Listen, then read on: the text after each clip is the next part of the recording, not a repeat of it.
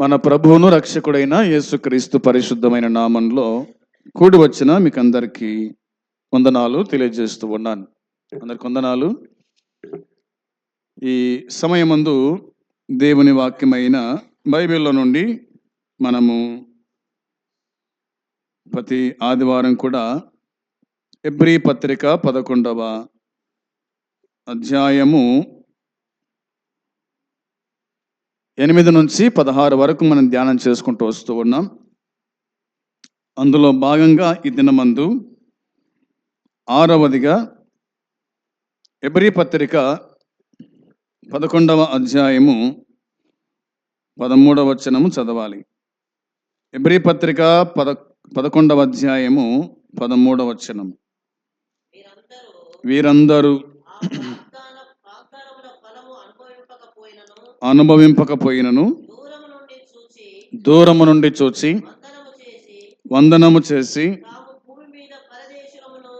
తాము భూమి మీద పరదేశులను యాత్రికులమునై ఉన్నామని ఒప్పుకొని విశ్వాసము గలవారై మృతి నొందిరి. చాలు, ప్రార్థన చేద్దాం. ప్రేమ కలిగిన యేసుక్రీస్తు ప్రభువా, నీ పరిశుద్ధమైన పాదములకు వందనాలు, స్తోత్రాలు, కృతజ్ఞతాస్తుతులు చెల్లించుచు ఉన్నాము. ఈ దినము కూడా నీ సన్నిధి మాకు ఇచ్చారు. నీ సన్నిధిలో వాక్యం చదువుకోవడానికి చూపిన కృపను బట్టి స్తోత్రం. చదివిన మీ దాసులను కూడా దీవించి బలపరచండి. ఇంకా చదవబోతున్న వాక్య భాగాన్ని దీవించి ఆశీర్వదించండి. మీరే మాతో మాట్లాడుతూ రండి. మా జీవితాలు సరిచేసి సరిదిద్దుమని, మీరు ఆకడకు సిద్ధపాటు చేయమని యేసయ్య నామంలో అడుగుచున్నాము తండ్రి, ఆమేన్. హెబ్రీ పత్రిక 11వ అధ్యాయము 8 నుండి 16 దాకా మనము ధ్యానం చేస్తూ రావాలని ఆశించి ధ్యానం చేస్తూ వస్తూ ఉన్నాం. దీనికి ఇలా మనం అంశం పెట్టుకున్నాం, పరదేశ ప్రయాణికుల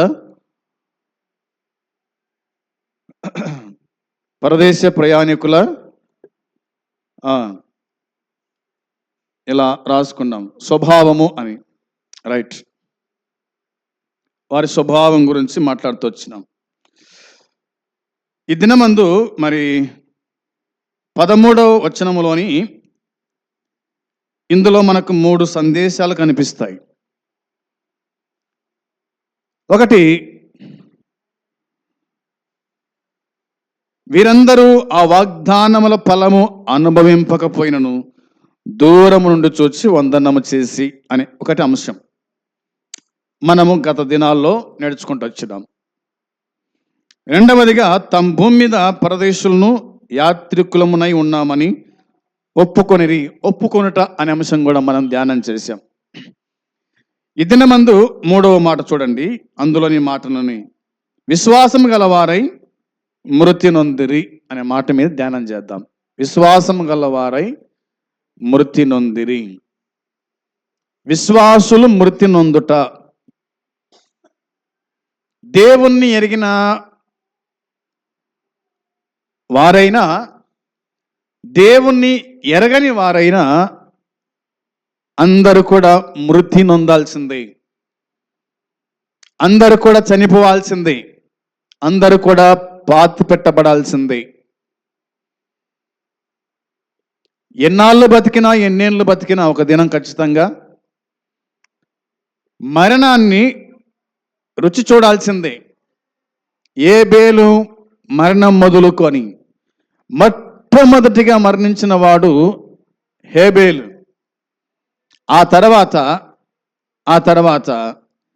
ఇక మిగతా వాళ్ళందరూ కూడా మరణిస్తూ వచ్చారు. అయితే దేవుని పిల్లల యొక్క మరణం వేరు, అన్ని జనుల మరణము వేరు. నేను ఒక 7 విధాలుగా నేను మీకు గుర్తు చేసుకుంటూ వస్తాను. దీనికి ఉదాహరణగా ఒక మాట చూడండి.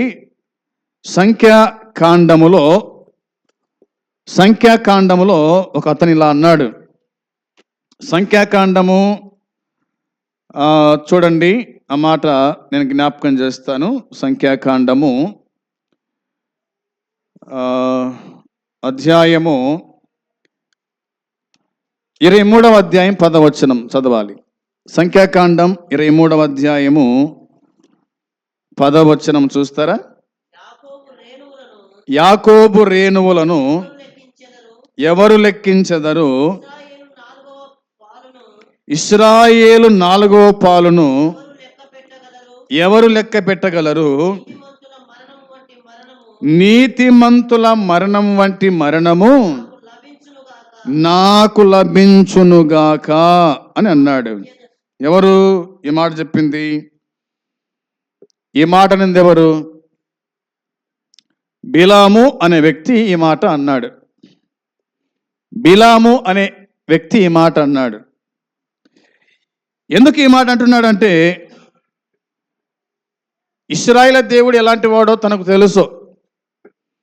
ఇశ్రాయేలు పక్షమున ప్రార్థించిన వాడు, ఇశ్రాయేలులను దీవించిన వాడు ఈ బిలాం. అయితే ఇతనిలో ఒక దురుద్దేశం ఉంది. ఏమిటి ఆ దురుద్దేశము అంటే, ఇతడు ధనానికి ఆశపడిన వాడు, డబ్బుకు ఆశపడిన వాడు. ఈనాడు కూడా ఇలాంటి వాళ్ళు లేకపోలేదు. డబ్బుకు ఆశపడి, ధనానికి ఆశపడి, అవునా, లేని పోని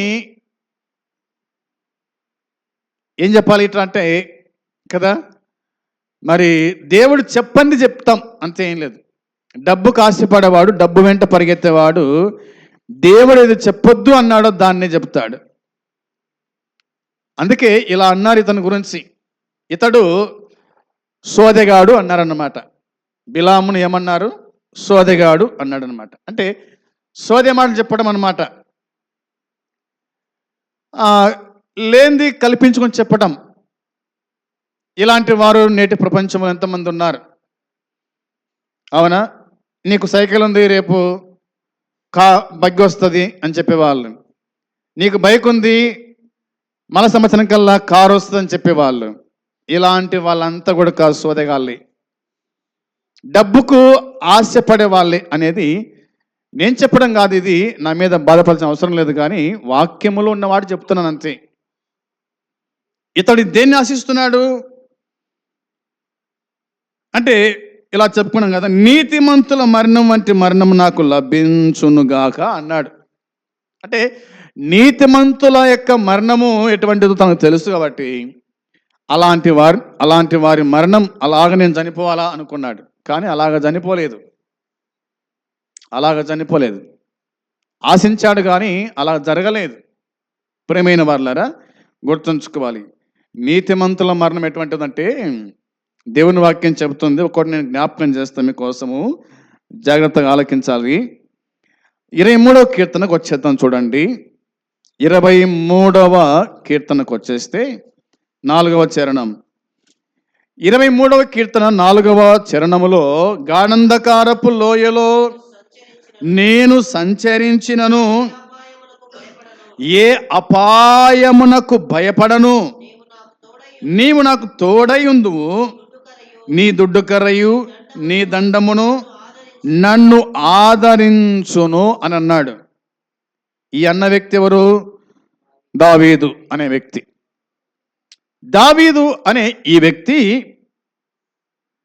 దేవుణ్ణి కాపరిగా ఉంచుకున్నాడు. తాను కూడా ఒక కాపరే. తాను తన గొర్రెలకు కాపరి కాగా తనకు దేవుని కాపరిగా ఉంచుకొని మాట్లాడుతున్నాడు. అన్ని విషయాలు చెప్పుకునే వీలు కాదు కాబట్టి ఈ 4వ వచనంలో, గాఢంధకారపు లోయలో నేను సంచరించిన ఏ అపాయమునకు భయపడను. మరణం అంటే భయము లేనిది అని రాసుకోండి, అవునా? భయము లేని మరణము దావీదు మరణం.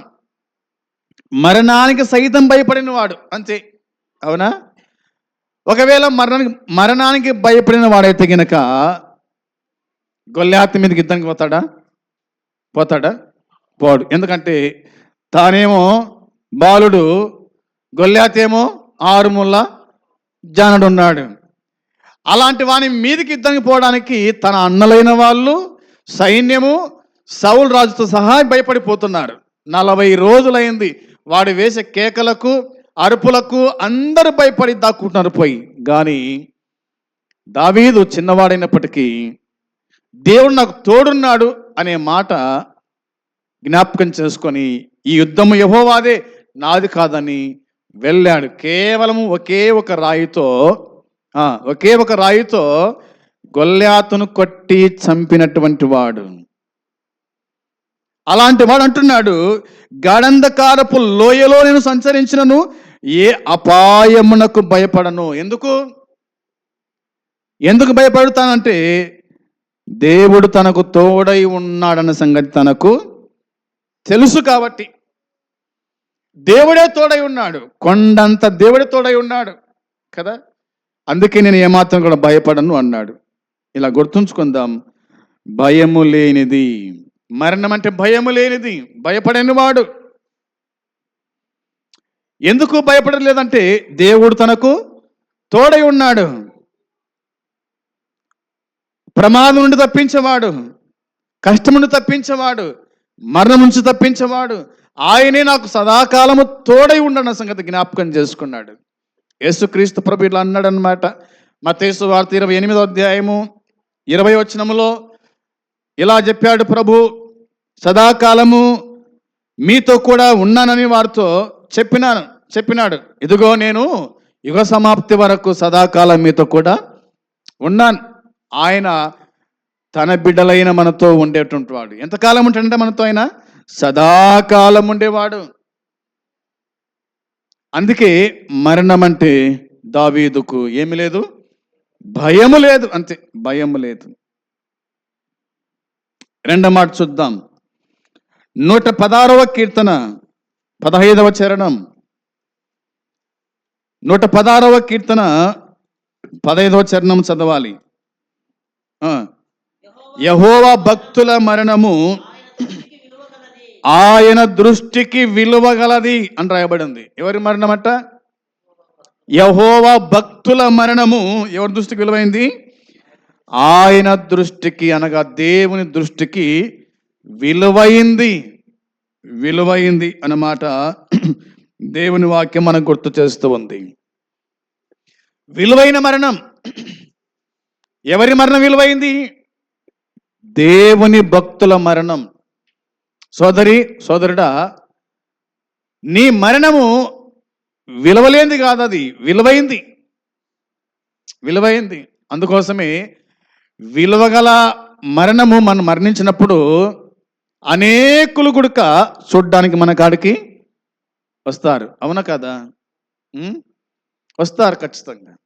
ఎందుకు వస్తారు అంటే ఆ మరణం విలువైంది కాబట్టి. మరణించిన వాని యొక్క ఆత్మ విలువైంది కాబట్టి. అవునా? అందుకోసమే ఎన్నడు రాని వాడు కూడా ఆ దినము వస్తారు. అది దేవుని పిల్లల యొక్క మరణం, వారి విలువ అటువంటిది అన్న సంగతి దేవుని వాక్యం చెబుతూ ఉంది. రోమపత్రిక 8:28లో ఇలా రాయబడి ఉంటుంది. రోమపత్రిక 8:28లో తన్ను ప్రేమించు వారికి, అవునా, దేవుని ప్రేమించు వారికి అన్నమాట ఉంది. చాలు, దేవుని ప్రేమించు వారికి. మరమాట చూడండి, 35వ వచనం కూడా చూడండి. 35వ వచనం కూడా చదువుదాం. క్రీస్తు ప్రేమ నుండి మనల్ని ఎడబాపు వాడేవాడు? శ్రమైనను, బాధైనను, హింసైనను, కరువైనను, వస్త్రహీనతైనను, ఉపద్రవమైనను, ఖడ్గమైనను మనలను ఎడబాపునా అనే మాట ఉంది. ఏది మనల్ని ఎడబాపుతుంది? క్రీస్తు ప్రేమ నుండి. అవునా? దేవుని ప్రేమ నుండి మనల్ని ఏది ఎడబాపగలదంటే ఏది ఎడబాపుతుంది? అందుకోసమే యెహోవా భక్తుల మరణము దేవుని దృష్టికి విలువైంది. అది గుర్తుంచుకోవాలా. అందుకనే మనం మరణించిన తర్వాత ఎవరు ఏడవకూడదు. ఎందుకు ఏడసాల పని లేక? కొంతమంది పట్టుకలేం వాళ్ళను. వారు మరణించింది దేవునిలో వాళ్ళు మరణించారు కాబట్టి ఏడవాల్సిన అవసరం లేదు. అదే పౌలు అన్నాడు, నిరీక్షణ లేని నిరీక్షణ లేని ఇతరుల వల్ల ఎందుకు దుఃఖపడుతున్నారు మీరు, ఎందుకు ఏడుస్తున్నారు మీరు అన్నాడు. తెస్సలోనిక మొదటి పత్రిక 4వ అధ్యాయం 16-17 వచనాలు మనం చూస్తాం. అక్కడ ఏడవాల్సిన అవసరం లేదు, దుఃఖపడాల్సిన అవసరం లేదు. తాను శ్రమలన్నీ కూడా వీడి దేవుని రాజ్యములో నిత్య విశ్రాంతిలో తాను ఉన్నాడన్న సంగతి, తాను ఉందన్న సంగతి మనం జ్ఞాపకం చేసుకోవాలి. అంతే, ఈ సంగతి గుర్తుంచుకోవాలి. ఇలా వాక్యంలో మనం చూస్తాం చూడండి బైబిల్లో. ఇది రెండవదిగా జ్ఞాపకం చేసుకోండి. రెండవది ఏంటంటే యెహోవా భక్తుల మరణం ఆయన దృష్టికి విలువైంది. మూడో మాట చూడండి, మూడో మాట సామెతల గ్రంథము 14వ అధ్యాయము 32వ వచనము చూడాలి. 14వ అధ్యాయము 32వ వచనం. అపాయము రాగా భక్తిహీనుడు నశించును, మరణ కాలమందు నీతిమంతునికి ఆశ్రయము కలదు. మరణ కాలమందు, ఈ మాట చెప్పండి, మరణ కాలమందు నీతిమంతునికి ఆశ్రయము కలదు. ఇది గుర్తుంచుకోవాలి.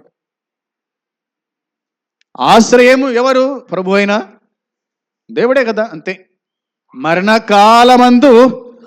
మరణకాలమందు నీతిమంతునికి ఆశ్రయము కలదు. ఈ మాట జ్ఞాపకం ఉంచుకుందాం.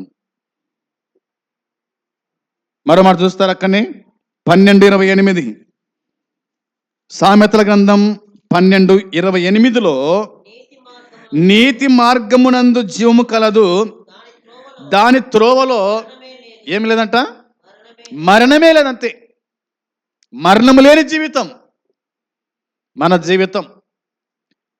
కేవలము శరీరం మాత్రమే చనిపోతుంది కానీ ఆత్మ చనిపోదు కదా. అందుకోసమే నీతి మార్గమునందు జీవము కలదు, దాని త్రోవలో మరణమే లేదు, మరణమే లేదు. 49వ కీర్తన 49వ కీర్తనలో కీర్తనకారుడు ఇలా చెప్పాడు చూడండి. 15 వచనం చూస్తారు ఒకసారి. 15వ వచనం, 49, 15వ వచనం. 15 వచనంలో దేవుడు నన్ను చేర్చుకొనును, పాతాళ బలములో నుండి ఆయన నా ప్రాణమును విమోచించును అన్న మాట రాయబడి ఉంది. దేవుడు నన్ను చేర్చుకొనును అంటే మరణించిన వారిని దేవుడు తన యొద్ద చేర్చుకుంటాడు. అది ఇక్కడ మరణించిన వాడు అక్కడ చేరుతాడు, ఇక్కడ కళ్ళు మూసిన వాడు అక్కడ చేరుతాడు, అక్కడ కళ్ళు తెరుస్తాడు. మరణము నమ్మకమైనది, ఇది గుర్తుపెట్టుకుందాం. మరణము నమ్మకమైన మరణం. అందుకోసమే దేవుడు నన్ను చేర్చుకొనును. నువ్వు మరణించినావా, లేదా నీ తండ్రి, నీ తల్లి, నీ బంధువులు మరణించారా ప్రభువులో, అయితే వాళ్ళను దేవుడు చేర్చుకున్నాడు తన రాజ్యములో. ఆయన చేర్చుకునేవాడు, అది మనం గుర్తుంచుకోవాలి. అందును బట్టి మరణకాలమందు నీతిమంతులకు ఆశ్రయం ఆయనే. మరణకాలమందు నీతిమంతులకు ఆశ్రయం ఆయనే సంగతి గుర్తుంచుకుందాం. ఇక 73వ కీర్తన 24వ చరణం. 73వ కీర్తన 24వ. నీ ఆలోచన చేత నన్ను నడిపించేదవు. ఏమంట? తరువాత మహిమలో నీవు నన్ను చేర్చుకొందువు అనే మాట రాయబడింది. ఆయన ఎక్కడ చేసుకుంటాడట? తన మహిమలో చేర్చుకుంటాడు. ఎవరిని? చనిపోయిన వారిని తన మహిమలో నిన్ను చేర్చుకుంటాడు. ఇంతకంటే భాగ్యం ఏముంది? అందుకోసమే మరణానికి ఏమాత్రం భయపడాల్సిన అవసరం లేదు. ఒక ఆయన నా దగ్గరకు వచ్చి ఇలా అన్నాడు, సార్ ఎందుకో మరణం అంటే భయం అవుతుంది, ఇంకా బతకాలనిపిస్తుంది నాకు అంటున్నాడు. ఏమంటున్నాడు?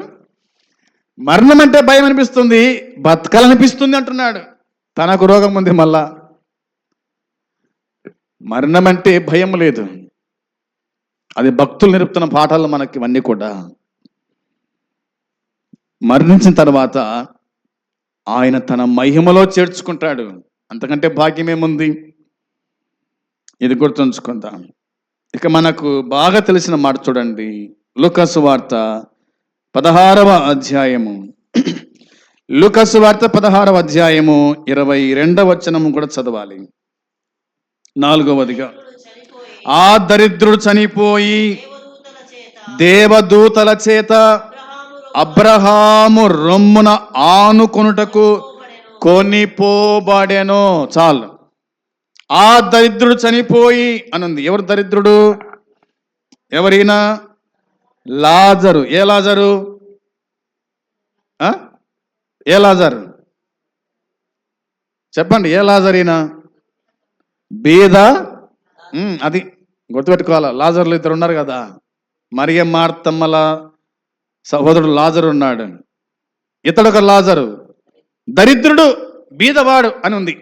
బీదవాడు అని రాయబడింది కదా. ఆ దరిద్రుడు అనే మాట రాయబడింది కదా.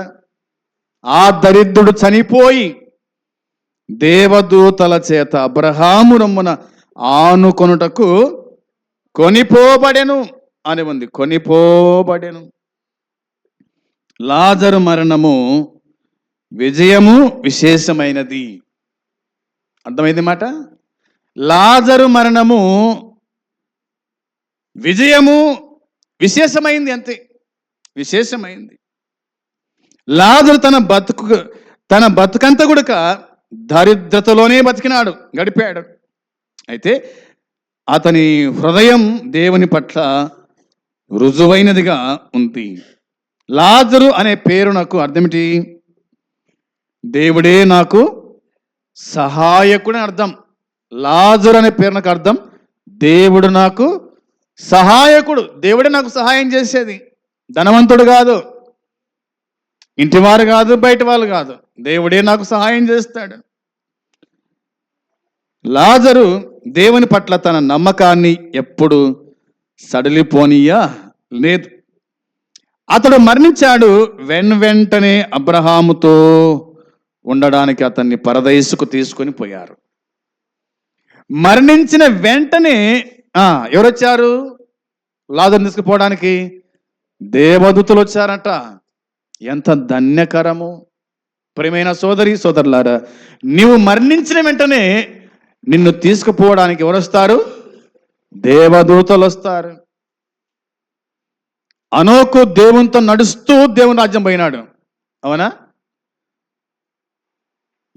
ఏలియా దేవునితో నడుస్తూ అగ్నిరథముల మీద దేవుని రాజ్యము చేరినాడు. అయితే లాజరు చనిపోయిన తర్వాత లాజరు తీసుకుపోవడానికి దేవదూతలే అతని యుద్ధకు వచ్చినారు, అతను తీసుకొని పోయినారు. ఇక మనం చనిపోతే గనక ఇలా వాక్యం చెబుతుంది, మేఘాల మీద మనము పరదైసుకు వెళ్తాం. అవునా కదా? మేఘాల మీద వెళ్తాం మనం. తెస్సలోనికీ మొదటి పత్రిక 4వ అధ్యాయంలో మనం చూస్తాం, ఆర్భాటముతోను ప్రధాన శబ్దముతోను దేవుని బుర్రతోను ప్రభు దిగి వచ్చును, క్రీస్తునందు మృతులైన వారు మొదట లేస్తారు, ఆ తర్వాత సజలమై నిలుచుని మనము వారితో కూడా మేఘముల మీద కొనిపోబడింది అని రాయబడింది. 16 నుంచి 17, 18 వరకు మేఘాల మీద కొనిపోబడతాం. లాజరు మరణం చెప్పండి. లాజరు మరణం విజయము విశేషమైంది. విశేషమైంది లాజరు మరణం. కాబట్టి తాను చనిపోయినప్పుడు అతను చనిపోయినప్పుడు అబ్రహాము రొమ్మును ఆనుకోవడానికి కొనిపోయారు. యేసుక్రీస్తు చనిపోయినప్పుడు ఎవరిని తీసుకుపోయినాడు? ఆయన బందిపోటు దొంగను తీసుకుపోయినాడు, అవునా? నేడు నువ్వు నాతో, లూకా సువార్త చూడండి 23:43 వచనం. అందుకు ఆయన వానితో, నేడు నీవు నాతో కూడా పరదైసులో ఉందు అని నిశ్చయంగా నీతో చెప్పుచున్నాను నేను అని ఉంది. పరదైసుకు తీసుకుని వెళ్ళిపోయాడు. ఇలా చెప్పనా? ఏమిటంటే ఇక్కడ ముఖ్యమైన మరణం తర్వాత ఆ 2 రకాల వ్యక్తులు రెండు రకాల వ్యక్తుల యొక్క అంతిమ గమ్యం గురించి రాయబడింది. అదేమిటంటే అదేమిటంటే అదేమిటంటే చూడండి, ఇక వారికి అవకాశం లేదు. ఇద్దరు చనిపోయినారు.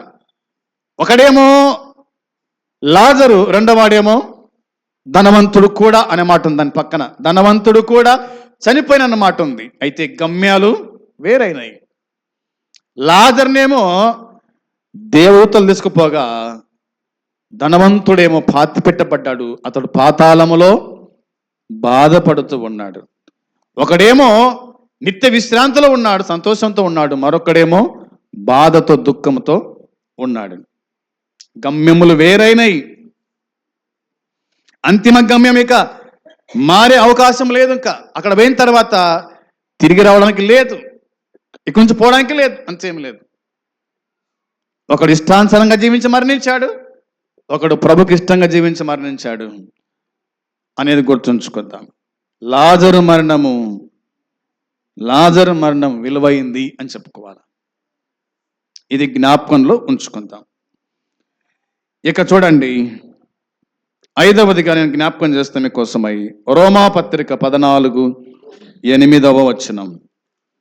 రోమాపత్రిక 14 అధ్యాయము 8వ వచనాన్ని చదవాలి. మనము బతికినను ప్రభు కోసమే బ్రతుకుచున్నాము, చనిపోయినను ప్రభు కోసమే చనిపోవచ్చున్నాం. కాబట్టి మనము బతికినను చనిపోయినను ఎవరి వారం అంట? మనం ఎవరి వారము అంటే ప్రభు వారం అని వాక్యం చెబుతుంది. 7లో మనలో ఎవడును తన కోసమే బ్రతకడు, ఎవడును తన కోసమే చనిపోడు. అర్థమైందా? మనం బతికినను ప్రభు కోసమే మనము బతికిన ప్రభు కోసమే బతుకుచున్నాం, చనిపోయినను ప్రభు కోసమే చనిపోవచ్చున్నాం. కాబట్టి బతికినను చనిపోయినను ప్రభువారమై ఉన్నాం. మనం ప్రభు వాళ్ళం, ప్రభు మనవాడు. అర్థమైందా? మనం ప్రభు వాళ్ళము, ప్రభు మనవాడు. కాబట్టి బతికినా చనిపోయినా మనం ప్రభు వాళ్ళము. వీళ్ళు ప్రభువుకు సంబంధించిన వాళ్ళు, ఈ బాడీ ప్రభువుకు సంబంధించింది అనేది మనకు అర్థం కావాలి. ఇది గుర్తుంచుకుందాం. అందుకోసమే ఆయనే పంపించాడు, ఆయనే రమ్మని పిలుస్తాడు. అంతేనా? ఆయన ఈ భూమికి పంపించువాడు ఆయనే, తిరిగి రమ్మని పిలుచువాడు కూడా ఆయనే. అవునా కాదా? 90వ కీర్తన మీకు రుజువు అదే కదా. 90వ కీర్తన 3వ చరణం ఏం రాయబడింది అక్కడ? 90వ కీర్తన 3వ చరణంలో, నీవు మనుషులను మట్టికి మార్చుచున్నావు, నరులారా తిరిగి రండని ఆయనే పిలిచినాడు. ఇంకా నువ్వేం ఆపేది? అవునా? ఆయన పంపినప్పుడు ఏమైనా ఆగినావా? కాదు కదా. ఆయన పిలిచినప్పుడు నువ్వేమైనా ఆగుతావా? అడ్డపడతావా ఏమన్నా? కాదు కదా. మనతో ఏమవుతుంది? ఆయన పంపిస్తే వచ్చినాం, ఆయన రమ్మంటే పోతున్నాం, అంతే. ఇప్పుడు మనమేం పొమ్మంటాము, మళ్ళా రామంటాం. అది గుర్తుంచుకోవాలి, అంతే. కాబట్టి పంపినవాడు ఆయనే, పిలిచేవాడు కూడా ఆయనే.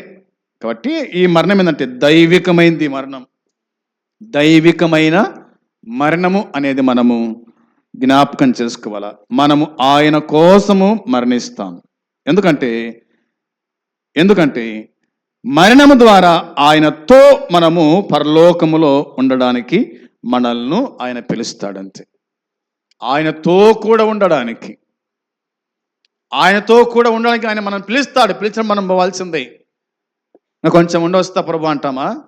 ఇంకా నాకు పెళ్లి కాలేదు, నా పిల్లలకి పెళ్లి కాలేదు, ఇంకా ఇవన్నీ కాలేదు ప్రభు అని కొంచెం ముందు వస్తా అని చెప్తామా? ఏమైనా మనము చెప్తే ఆపుతాడా ఆయన మనల్ని? ఏమన్నా కాదు కదా.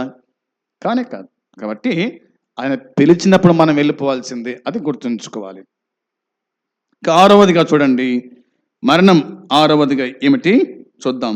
ఫిలిప్పీ పత్రిక 1:21. ఫిలిప్పీలకు రాసిన పత్రిక పౌలు 1వ అధ్యాయము 21వ వచనములో, నా మట్టుకైతే బ్రతుకుట క్రీస్తే, లాభమా నష్టమా?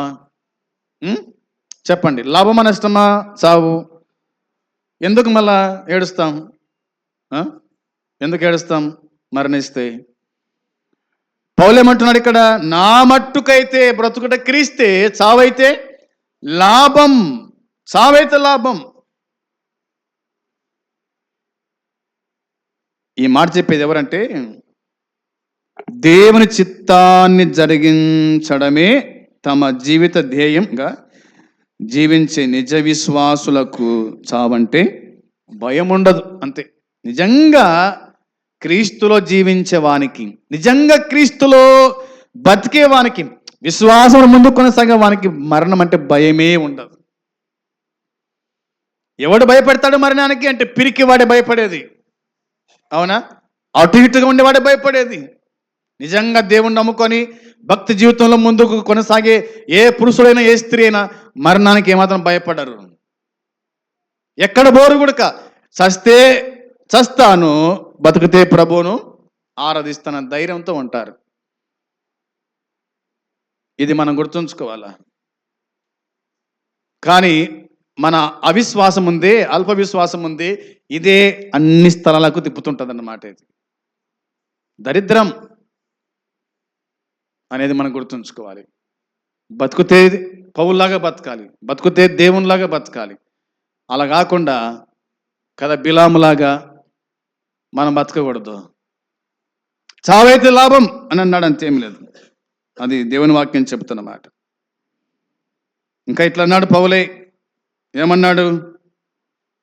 అయినను శరీరంతో నేను జీవించుటయే నాకున్న పనికి ఫలసాధనమైన ఎడల నేనేమి కోరుదును, నాకు తోచలేదు. ఈ రెండిటి మధ్య ఇరుకునబడి ఉన్నాను. నేను వెడలిపోయి, ఈ మాట చూడండి, క్రీస్తుతో కూడా ఉండవలనని నాకు ఆశ ఉన్నది. అది నాకు మరీ, చెప్పండి, అది నాకు మరీ మేలు. అంతే, నాకు మరీ మేలు. క్రీస్తుతో కూడా నుండవల్లని నాకు ఆశ ఉన్నది. అది నాకు మరీ మేలు. ఏది మేలు? లోకాన్ని విడిచిపెట్టడం నాకు మేలు. ప్రభుతో ఉంటాం నాకు మేలు. అది ప్రభుతో ఉంటాం నాకు మేలు అన్నాడు. చివరిగా చూడండి, చివరి పుస్తకం అనగా ప్రకటన గ్రంథం 14వ అధ్యాయం 13వ వచనం, 14-13 చదువుదాం. అంతటా ఇప్పటి నుండి ప్రభునందు మృతి నొందు మృతులు ధన్యులని రాయుమని పరలోకము నుండి ఒక స్వరము చెప్పగా వింటిని. నిజమే, నిజమే, బాగా చదవాలి. నిజమే, వారు తమ ప్రయాసములు మాని విశ్రాంతి పొందుదురు. వారి క్రియలు వారి వెంట పోవునని ఆత్మ చెప్పుచున్నాడు. ప్రియమైన వారలారా, దేవుని వాక్యం చెప్తున్నమాట. ఇప్పటి నుండి ప్రభునందు మృతి నొందు మృతులు ధన్యులు. ప్రభునందు మనం మృతి చెందాలా, లోకపరంగా కాదు. మన మరణం ప్రభునందు. అతడు ప్రభునందు నిద్రించినాడు అని చెప్పాలా. ప్రభు సేవలో ఉండి నిద్రించినాడు, ప్రభును సేవిస్తూ ఆరాధిస్తూ నిద్రించినాడు అని చెప్పాలి. నేను మీకు చెప్తూనే ఉంటాను, ఆరోగ్యం బాగాలేకపోయినా పర్వాలేదు, దేవుని మందిరంలో వచ్చి చనిపోయినా పర్వాలేదు, మీ మరణానికి విలువ ఉంటుంది. కొంచెము ఆరోగ్యం బాలేకపోతే అయిపోయి మనం రాం. అవునా? జ్వరం వచ్చినా రాం. అదేం చేస్తుంది నిన్ను? ఈడ వచ్చి చనిపో పర్వాలేదు, నీకు మోక్షం ఉంది. అంతేగాని చిన్న చిన్న సాకులు చెప్తూ ఆరాధనకు కొట్టి, అవునా, ప్రభు ప్రేమను తలంచుకుంటూ స్తుతించకుండా ఇంటికాడ ఉండేటువంటి మీకు మీ మరణానికి ఏం విలువ ఉంటుంది? గుర్తు చేసుకోవాలి. అందుకోసమే ఇప్పటి నుండి ప్రభునందు మృతి నొందు మృతులు ధన్యులని రాయము అన్నమాట. రాయమని పరలోకంలో ఒక దూత ఒక స్వరము చెప్పగా వింటున్నాడు. నిజమే కదా, నిజమే, వారు తమ ప్రయాసములు మాని ఈ లోకంలో ఏముంది? అంత ప్రయాసన లోకంలో. అవునా? ప్రయాస ప్రయాస ఒక ఆయాసం, ఒక ప్రయాసనే. అవునా? కొంతమందికి ఈ నవంబర్, డిసెంబర్ వచ్చే లోపల, డిసెంబర్, జనవరి వచ్చే లోపల ఆయాసం ఉంటుంది వాళ్ళకు. అవునా? ఆయాసతో తట్టుకోలేకపోతూ ఉంటారు. ఆయాసమే, దుఃఖమే ఇదంతా గుడిక. అవునా? ఆయాసం, దుఃఖం, శ్రమ, బాధ, హింస ఎన్నో మనసుకి. ఏ జంతువుకు లేని రోగాలల్లో ఎవరికి ఉన్నాయి?